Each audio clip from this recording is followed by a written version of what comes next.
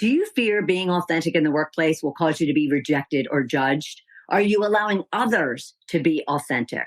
Or is self-doubt and imposter syndrome wreaking havoc on your confidence and bravery, leading in authenticity? Prateek Singhal has coached leaders around the globe who have achieved tremendous career success and meaning in their life by taking care of their well-being. And one of those key success factors he will discuss is being authentically you in the workplace and in your life. It is a win-win for everybody, your team, your business, and yourself. We are digging in deep to transform you into an authentic powerhouse leader. Welcome to Shedding the Corporate Bitch, the podcast that transforms female corporate executives into powerhouse leaders by showing them how to shed the challenges and overwhelm, along with any fear, insecurity, self-doubt, and negativity holding them back. I'm your host, Bernadette Bose of Ball of Fire Coaching, bringing you powerhouse discussions each week to share tips, advice, and sometimes tough love so you create the riches in your work and life you deserve. Prateek, how are you? So nice to have you join me. I'm doing great. Thanks for having me, Bernadette. How are you? I am fabulous. And where are you hailing from on this beautiful day? I'm in the San Francisco area. Oh, sweet. Mm-hmm. All right. I'm in Atlanta, Georgia. All right.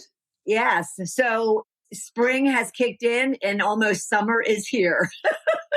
It feels like summer here because it's 85 degrees outside right now. Oh, wow. Yes. You get into summer even faster than we do. Yeah, I guess. Well, before we jump into all the business stuff, why don't you tell our listeners and viewers a little bit about you, even outside of the workplace? Sure. So, hey, everyone, I'm Prateek. I grew up in India. I've been living in California for about 14 years. For most of that time, I've worked in the tech industry in a variety of strategy and operations roles, startups and large companies. And for the last year, I've been working as an executive coach. So I work with a lot of CEO founders. I work with executives at larger companies as well as startups on a variety of personal leadership challenges or organizational topics, sort of across the spectrum. And I mentioned earlier, I live in the San Francisco area with my wife and a 6-year-old. Oh, sweet. Oh, how nice.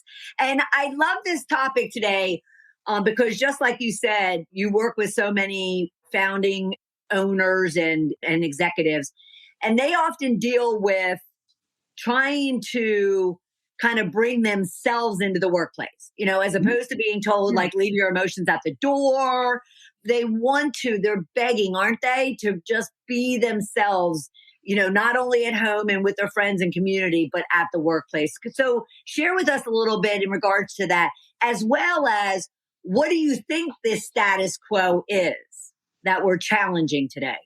That's such an important question because I see a lot of people sort of having maybe two different schools of thought. So, oftentimes people feel that bringing their whole selves to work, bringing their emotions into work, perhaps makes people soft or makes them weak or makes them not focused enough on work. On the other hand, there are people who want to bring their whole selves to work, who want to bring in their emotions, want to really express themselves, but they fear that doing that may hamper their growth or hamper their progress or their perception. And the reality is that none of those views are true. You bring your whole selves to work is really what you need to do to be happy at work, be the most fulfilled you can at work, and to be successful at work.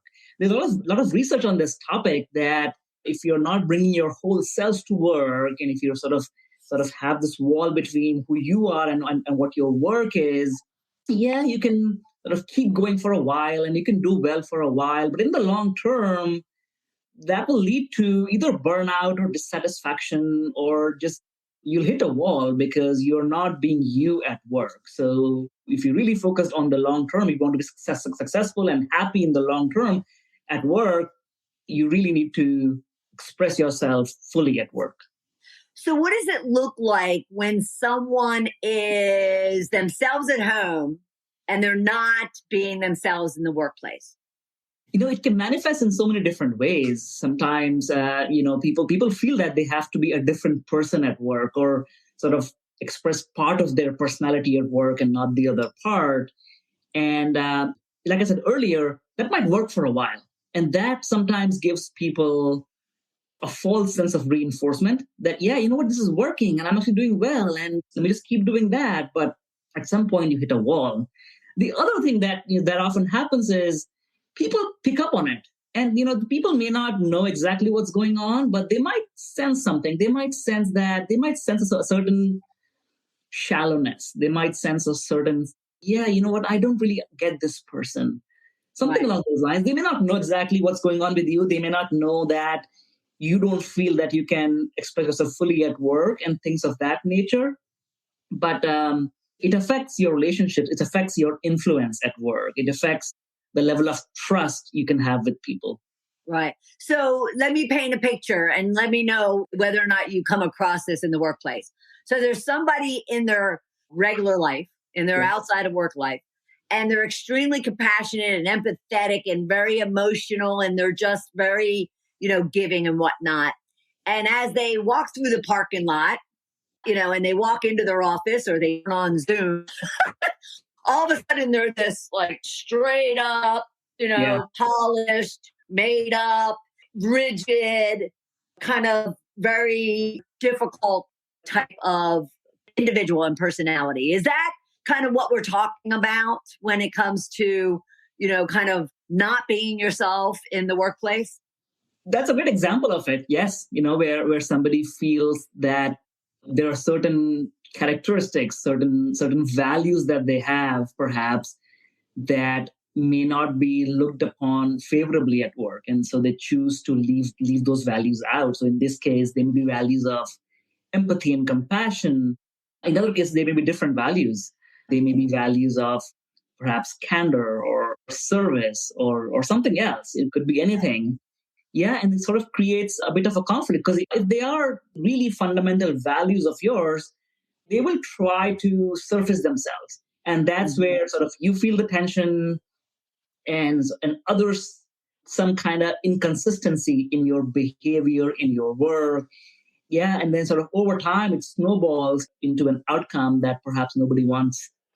Sure. Well, and one example I just want to make sure that we all kind of keep in our minds as we talk through this about being authentic and challenging the status quo is I am often asked whether or not women, and me specifically, felt like I needed to man up, Yeah. in the workplace. Yeah. And if there's an example that women can relate to and turn on easily when it comes to understanding this conversation, I would, have you lean on to our listeners and our viewers. I would have you lean on that.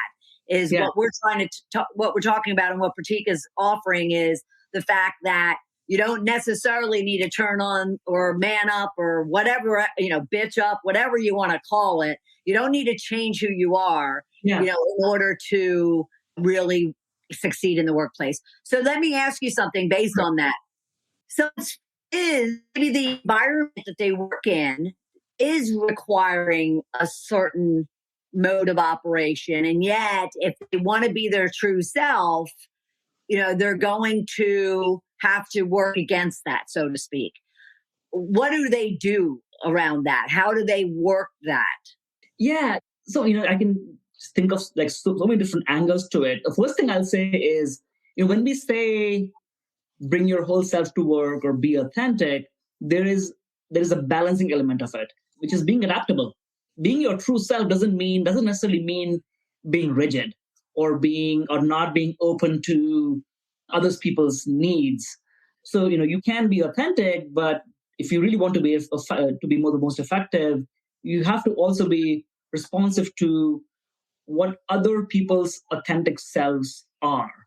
And sometimes that may mean stretching yourself, pushing yourself, doing things that don't come naturally to you. So being authentic, being yourself, doesn't necessarily mean not taking risks, not pushing yourselves. So that's the first thing I would say. There's a good example that comes to mind. around the topic of psychological safety, for example. So in the current work environment, and I don't necessarily mean to generalize, but I would say, a lot of companies really value outcomes, really value success. So if you are working on a project, you'll be rewarded if you are successful, if the project delivers results, which makes sense. There's a growing, I wouldn't say movement, but there's a growing sense of belief that what we really need to value is not necessarily the outcome. So in this case, a successful project, but the effort, which is you put in the effort that was supposed to be put in. And if that effort succeeded, great. But if that effort didn't succeed, were you transparent about the failure? Did we learn from the failure? And do we have the mechanisms in place to avoid the same mistake again? And the CEO of Google, Sundar Pichai, actually he gave a talk, I think last year at Stanford, where he talked about this, where he said we want to shift Google to rewarding effort instead of outcome.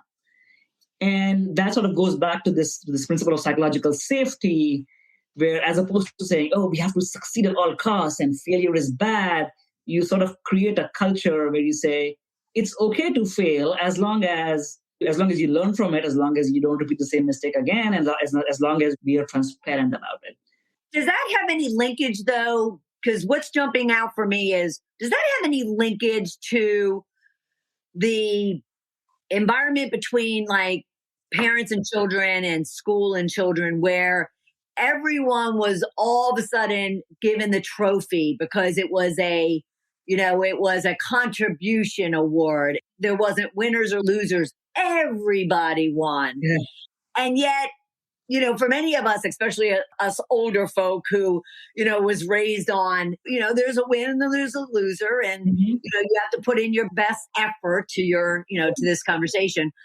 Is there any linkage between that, or is that no, it's not what we're saying. We're really meaning that we don't want to overlook that someone might have done everything that they could, and yet due to circumstances out of their control, we just didn't meet the objective, and therefore we shouldn't ding them for not achieving the goal, but look at it because of the effort they put into it. Yeah, that's a really important clarification. To be very clear, I'm not saying success or failure don't matter. It's, you can succeed or you can fail, like who cares? That's not really the point here. Success is good, obviously, but as long as you fail in the right way, that's something, there's value there as well. As long as you are being transparent about it, as long as you are clear on understanding why did we fail, what could we have done differently, and not penalizing people for it, that's really important. Because if failure is looked down upon, then you sort of create a culture where people are afraid of failure, where everybody feels the need to be perfect. Right. And that then leads to a lack of transparency in the organization, where everybody is just trying to, again, paint everything in the best possible light. Right. And then that itself can become fodder for the next failure. Right. No, perfect. So happy you made that delineation. Absolutely. So I love the whole adaptability subject. So is that not only adapting to the environment, but even the people that you're working with, being a leader needing to, they have 5 employees sitting in front of them, but each one of them needs different things and they're different personality styles. Does adaptability also come into play with that, as far as a leader needs to be cognizant of that? Tell us about that. Yeah, absolutely. Let me actually give an example of one of my clients that I've been working with. So she's an executive at a mid-sized company, and she is by nature a very kind and supportive person. And one of the ways that shows up in her work is when she's working with her team, she's really great at giving positive feedback. This is what's going well. This is what you need to do more of, and so on. And that's really worked for her. It's brought her so far into her career. But she's reluctant to be direct and give critical feedback when things are not going well, because from her point of view, it's not being supportive, it's not being kind. She's received feedback from her team where her team wants her to be more direct and tell her what they're not doing well and where things are not great and so on. And so I'm working with her on developing that dimension of her toolkit. So that's an example of, on one hand, you want to be true to who you are, but sometimes you do need to stress. Sometimes you do need to sort of develop behaviors that don't come naturally to you. And that's not necessarily in conflict authentic, because in this case, by giving critical feedback more directly, sort of the impulse, the first reaction may be, oh, maybe I'm not being kind. But if you really think about it more deeply, it is the kind thing to do. It is the kind thing to tell people where they are not performing as well as they can be, so that they'll get the opportunity to work on it and grow and develop their careers, right? Right. So that initial impulse maybe tell you, oh, you know what, this is uncomfortable, but it's important to take the right signal from it and not interpret it the wrong way. Sure. Well, because the worst thing that could happen is, something comes up, maybe it's written in a performance review or they're dinged for something they were never told about Yeah. because someone was insecure about being direct. And that's Yeah. not fair to anybody. Yeah. Exactly. Yeah. Exactly. Wow. Okay. All right. Love it. Love it. Love it. Love it. So you talk, and I'm sure you run into it a lot in your work around imposter syndrome and self doubt that leaders, feel. And yet many people will kind of look at leaders in their suits or their high heels and they'll think, oh no, they are never insecure. They never doubt themselves or beat themselves up. And we know that that's so not true. So, what is it that is causing them to really doubt themselves? Yeah, it's very common, and I've seen sort of numbers all over the map. As high as 2 out of 3 successful leaders have suffered from imposter syndrome at some point in their careers, right? So it seems like a very common thing, yet it's one of those things that is not really talked about openly. Right. So there may be 2 people sitting in a room or 10 people sitting in a room, and a lot of them may be thinking about this sort of themselves internally, but it's not on the table. It's not being discussed openly. And that's really what sort of perpetuates this even more. So imposter syndrome and self-doubt is extremely common. And it sort of goes back to, you see the part of people that they're choosing to show to the world that may not include the part of them that is unsure, that they perceive as being weak, that they perceive as being unsuccessful, and so on. I always advise my client, there's a whole set of things that you can do to sort of tackle imposter syndrome, but it really starts with understanding the trigger, understanding, okay, what is it that triggers this feeling in me? Sort of, what is it? Is it a particular situation? Is it a particular kind of person? Is it a particular behavior? That's really sort of how you start to solve it. And I'm happy to go into more if it's helpful. Well, I'd love to, because, so let me throw out something to you. So I would expect that it could come up a lot when someone is just promoted. And maybe it's a significant promotion. Maybe they went from not managing people or managing just a couple to now managing a lot of people. And they're in a position where they're in a room all of a sudden with the higher ups, and, and they just are sitting there. And what does it look like when they start really internalizing and self-doubting and letting that posture come out? What are they thinking as they're sitting in that room? Yeah, it happens quite often in the context of promotions. I've seen this happen in the context of joining a new organization, joining a new team where everybody else seems to know more than you because they've been there for a while. Happens in the context of moving geographies or moving industries and so on. It happens in the context of sort of coming from a different culture sometimes as well, where everybody else seems to be communicating in a certain way with each other, and you feel like you just cannot communicate, cannot pierce that circle. And if that kicks in, the more you believe that you're not worthy of being at the table, that you haven't earned it, the more you can sort of create a shell around yourself.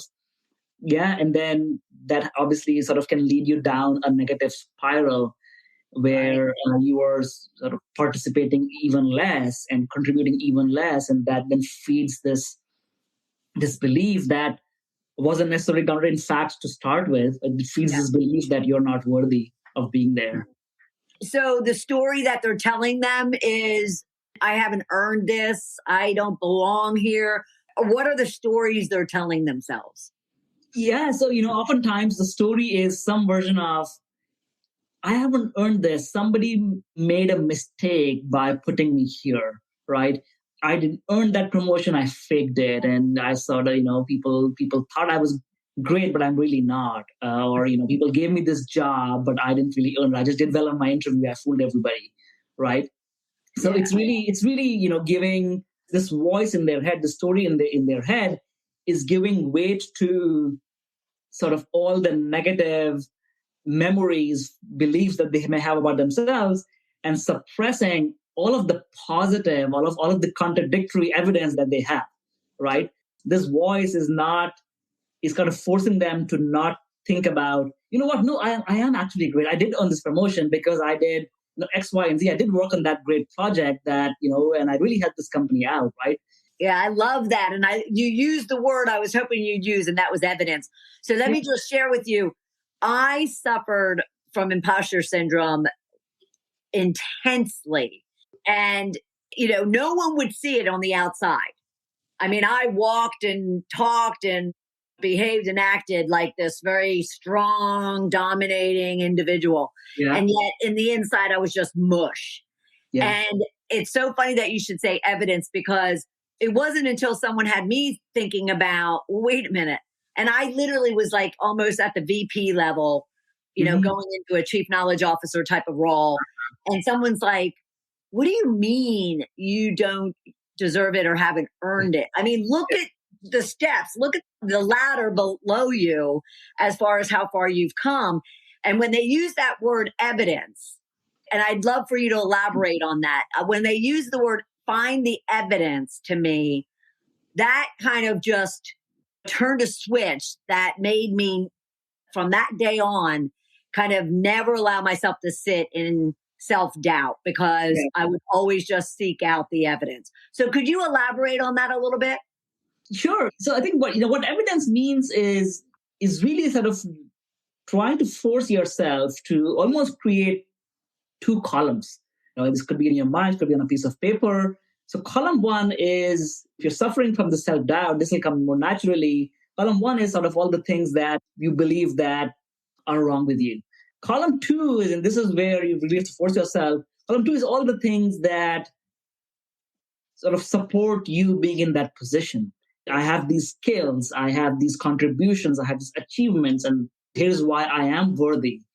And once you make that list, it starts to become clearer that you have a track record, you have a list of achievements that prove that you deserve to be there. Now, just making that list, just getting that evidence may not flip a switch and suddenly your imposter syndrome is gone and suddenly you believe that, great, I'm here and I'm worthy.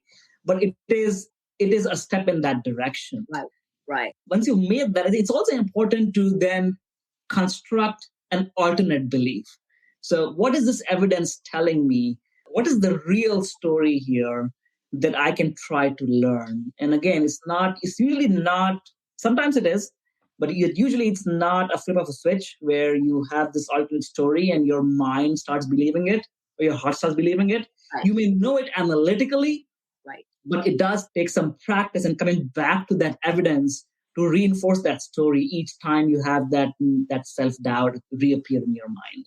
Yeah, no, I love that. And that's a great tool for somebody to use, are those three columns. That's awesome. All right. So now all of this about an individual, how they're internalizing and then projecting things and feeling and wanting to be authentic. It's not only important to them, right? Isn't it important to like their people? And you mentioned psychological safety. Doesn't it then kind of bleed over into everyone around them, especially in the workplace and at home? Yeah, absolutely. If you are bringing all of yourself to work, it makes you a more effective whatever role you're being, makes you a more effective manager, leader, executive, what have you. And if you are a more effective leader who is happier, more fulfilled, more successful, as a consequence of that, or perhaps as a part of that, you are able to have deeper relationships with people. You are able to have greater trust with people. You are able to sort of create a culture, if you're a people manager, create a culture where other people feel that they can bring their whole selves to work. And that makes them more fulfilled and happier and more productive. So it really starts with you, but it really can have transformational impact on the organization that you're a part of. Right. That's all. Now, how did you get into this area of work? Why is it important to you? Yeah, it's been a journey. These things are, you hear people talk about it, and they sort of make sense. But at least in my case, it took a while for me to get to a stage where I was ready to take action. So, in my career, I've enjoyed two things. I've enjoyed, in addition to being a participant in sort of organizational dynamics and human behavior, I've enjoyed being an observer of it. I've enjoyed observing people and how they behave and why they do that and what are the consequences of that. And then I also really derive a lot of value from, a lot of energy from helping people become more successful, become more productive. Yeah, like I said earlier, after being an executive in the technology industry for a while, I decided that I wanted to do something that would help me do these two things that I mentioned more directly, where I could sort of lean in more directly on my skill as being an observer of people, being a student of human behavior, and use them in service of making people more successful and happier.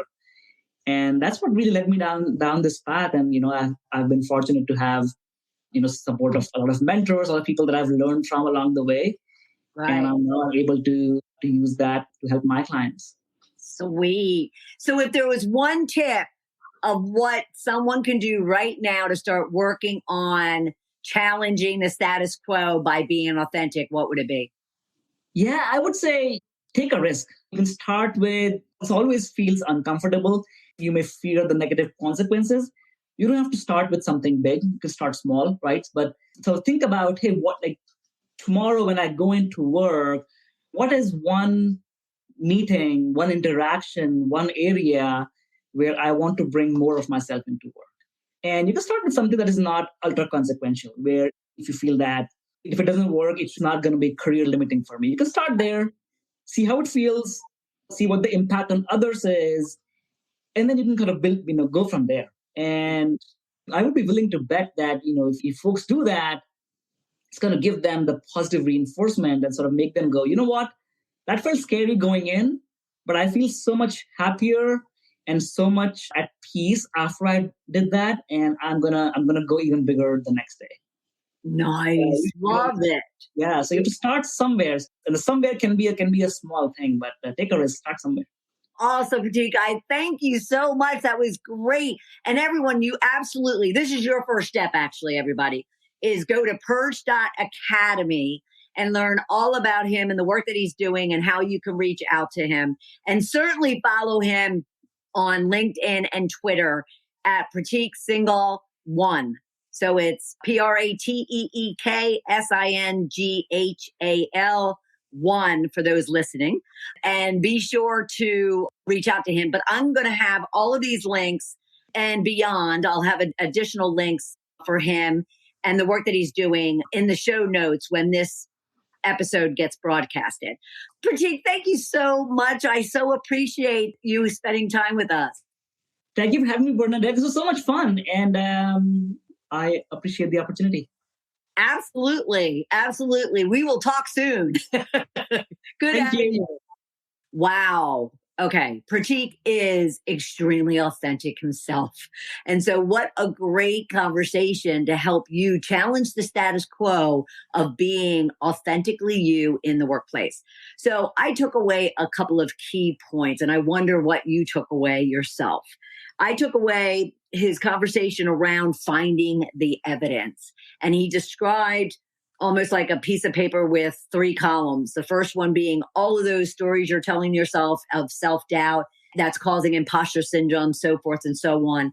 The next one being kind of the evidence. What are all of those accomplishments and events and encounters and awards and promotions and accolades that you've received, skills, talents, and traits that got you where you are today? That is evidence that you have no reason to have those self-doubts. And then in the last column, he described rewriting your story, coming up with alternative stories that you tell yourself instead of the ones that you have been doing. I also love the fact, because I somewhat made it seem like, because I literally said, a switch went off. And in a lot of regards, that is true. But he made a point to kind of come back and say, it will take time. It's not as if you're going to do this exercise and write out these things and even look over those alternative stories, and all of a sudden your imposter syndrome or self-doubt or low self-esteem is going to go away. It's going to take time. And that is so very true. So I thought that was huge. And then I loved when he was talking about adaptability, adapting yourself. It's not changing who you are. It's not being authentic to have to push yourself and stretch yourself to adapt as your authentic self into areas that you're not accustomed to. And one of those areas he talked about was giving critical feedback. Not many people like doing it, and you may not like it. At the same time, your role requires it. And so therefore, adapt your style and adapt your authentic self by learning those skills and ensuring that you're able to execute against them while being yourself at the same time. I absolutely love that. But what did you take away from it? And I hope you took away a lot, because it was a great conversation, and you certainly don't deserve to ever self-doubt, to ever be insecure. And you deserve to honor your riches and be that powerhouse leader that you're always meant to be. So thank you for joining us this week. If you have any challenges yourself in trying to figure out how to overcome any kind of challenge that you're having in the workplace, having in your leadership style, having with your team, then book a call with me. Go to coachmebernadette.com/discovery call, and let's have a conversation. All right. And until the next time, have a great, great week. Bye.